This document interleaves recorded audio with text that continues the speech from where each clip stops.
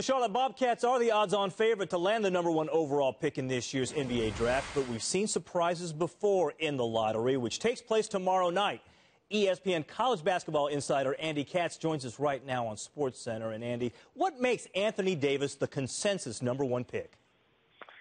Well, first of all, he's an immediate impact player with his shot blocking ability. His offensive game as a big man is becoming much more Euro-like, almost Pau Gasol-like, the way he can hit the face-up jumper, the three-pointer. Watching his workout actually this afternoon here in Lexington at the Kraft Center, and that's exactly the kind of offensive moves that he's working on, more so than your traditional post moves. He was a dominant performer throughout the course of the season in college basketball, leading Kentucky to the national championship.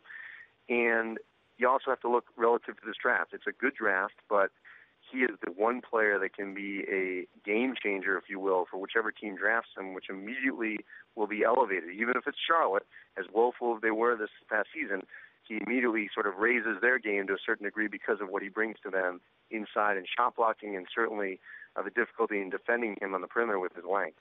We'll see if Michael Jordan gets the chance to make good on his second pick as the #1 overall pick. Of course, with the Wizards, he went with Kwame Brown. What are the other players to watch? Who are the other players to watch in this draft?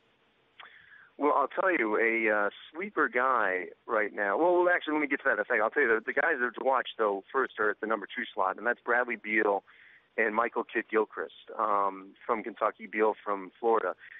Right now, and I think Chad Ford would agree with me on this, there's some jockeying, depending on who gets that #2 pick, but those two players certainly could be positioning that way. Bradley Beal out of Florida, a freshman, and Kidd-Gilchrist also a freshman. Kidd-Gilchrist not as skilled, but has got an unbelievable motor. Scouts and NBA GMs love his ability, as Calipari did at Kentucky, that he can get to the rim whenever he wants it and bulldoze his way in.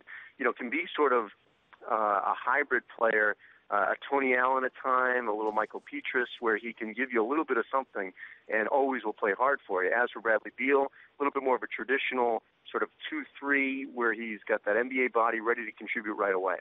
So we could see the first 3 picks in the NBA draft coming out of the SEC.